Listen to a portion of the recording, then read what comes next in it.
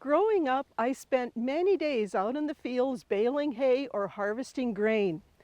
To come home all sweaty and hungry, it was such a treat to have fresh fruit like apricots that were always in season at harvest time. When Jody suggested visiting Al Precht because he loves to grow apricots right here in Minnesota, it took me right back to those delicious fruits Mom had bought. I called Al and he said we could come to see his apricots and other fruits too. Thanks, Al, for letting us come. Well, you're very welcome. Now, what is your background? Well, I started out of high school in Navy. I joined the Navy right after I got out of high school, and that was my first experience with apricots, actually. I was stationed in Vallejo, California. It's up by San Francisco. And I was going to school there, and I had to live somewhere in California. We found a place in Napa, California, wine country.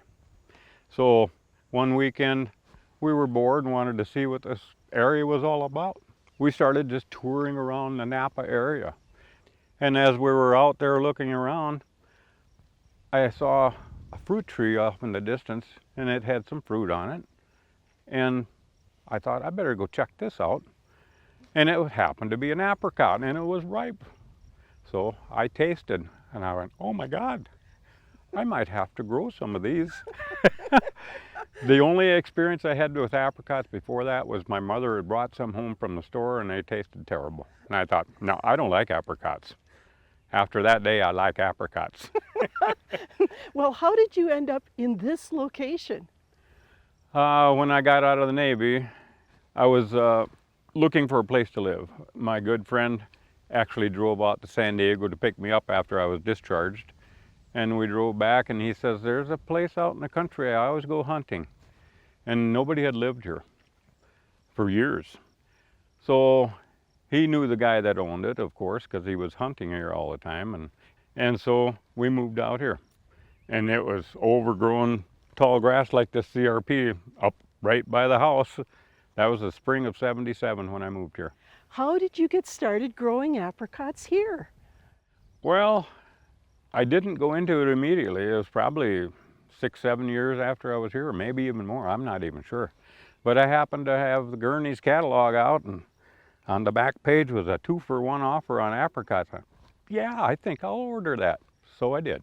And that was my first experience with growing apricots here. I had 2 trees of apricots from Gurney's, and they turned out to be totally different trees. The one in my center turnaround, the apricots were inedible. They'd get a little yellow, and they were hard, they stayed hard, and when they did fall off, they were cracked and yellow, and they had no taste at all. Well, yeah, they had a bad taste.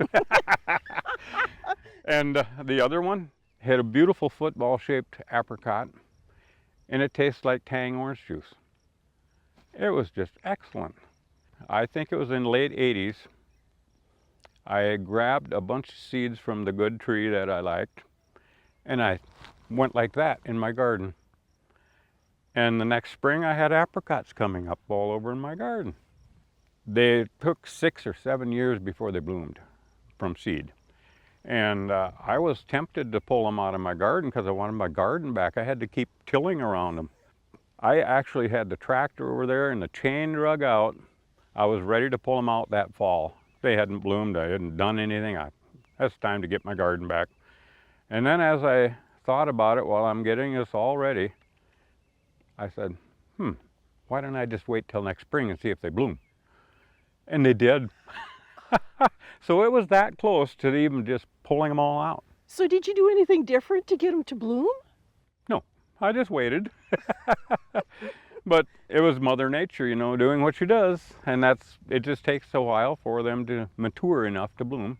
And they did. And the fruit I tasted on that first apricot was just excellent. I thought, oh my God, I almost pulled these out. So they stayed. And it turned out I had way too many trees in my garden. But I gave a bunch of them away. And 2 of them that I gave away I did name because my landlord ended up with those 2 in front of his house, and they were both good. So I got a graft of those and moved them back here on a grafted tree.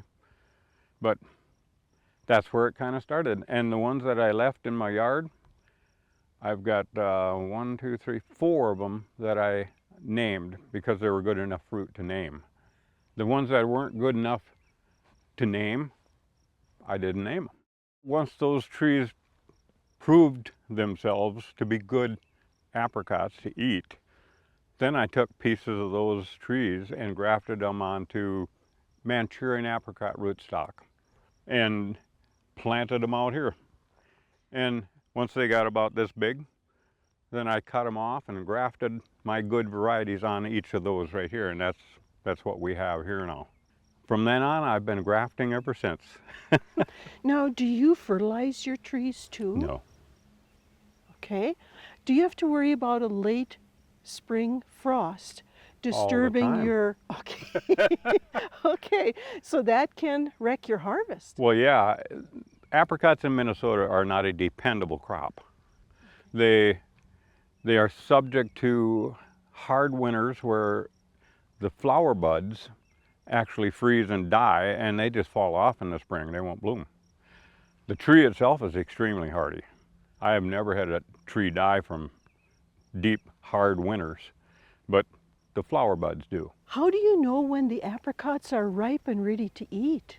When they fall on the ground. That's the first ones I taste. Okay. And then how do you harvest all of these? A lot of people come out and they grab all they can and they go make wine and they make jelly and they make jam and preserves, whatever they make. It's whatever they can get. Then do you have to do anything special in the fall to take care of your trees? No.